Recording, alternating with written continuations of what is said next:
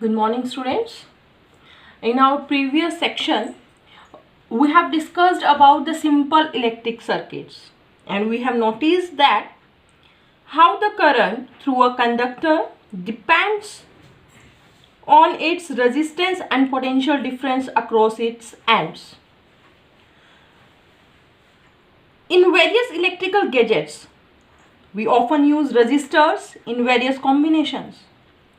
We now therefore intend to see Ohm's law. We can apply the combinations of the resistors. So today I am going to discuss about resistance of a system of resistors. Means there are two methods of combination of resistance. The first method is resistance in series and the second method is resistance in parallel. So in the series combination, I have taken here three resistances R1, R2, R3. And all the three resistances are connected in series. Connected in series means it is the end-to-end connection of the resistance. It is the end-to-end connection of the resistance. Further, between the points X, Y, I have connected here a voltmeter. In parallel, there is a ammeter in series. There is a battery and the key also in series in this circuit. Now, there is another method for the combination of resistor, that is resistance in parallel. Here I have again taken three resistances R1, R2 and R3, and these three resistances are connected in parallel, and along with them I have taken here a voltmeter also in the parallel combination between the points A and B. Here I have taken ammeter A, key and a battery, and they all are connected in series. So it is another method, resistance in parallel.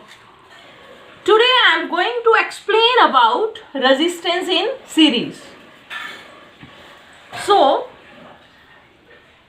what I have done here, again I have taken here three resistances R1, R2 and R3.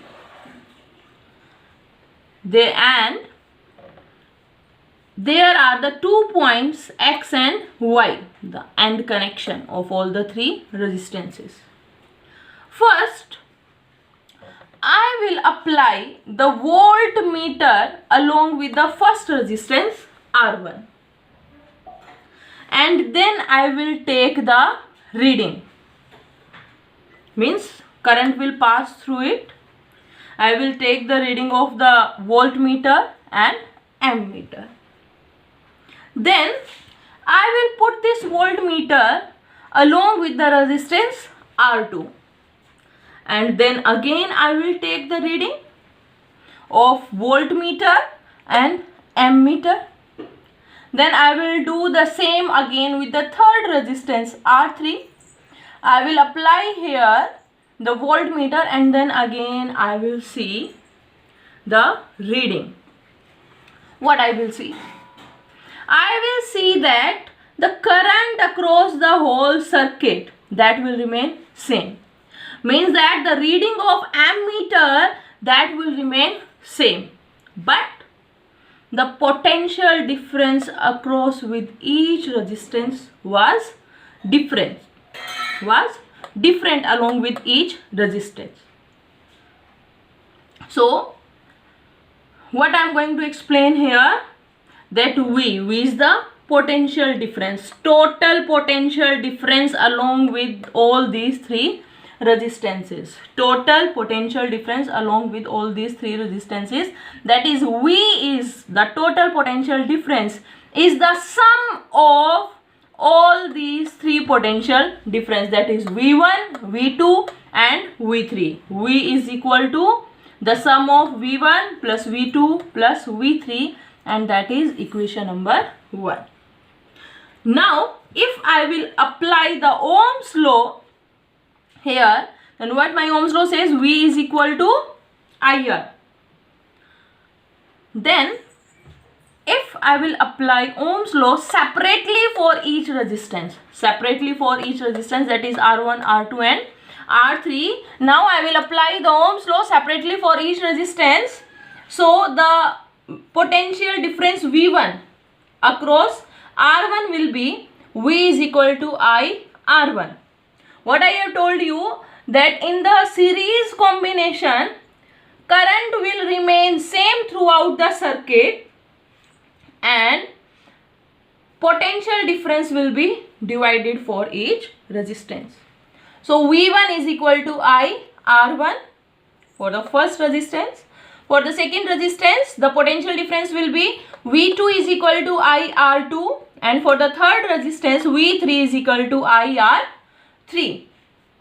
Now, this was my equation number 1. V is equal to V1 plus V2 plus V3. From equation 1, what conclusion I will find out? That V is equal to the sum of V1 plus V2 plus V3.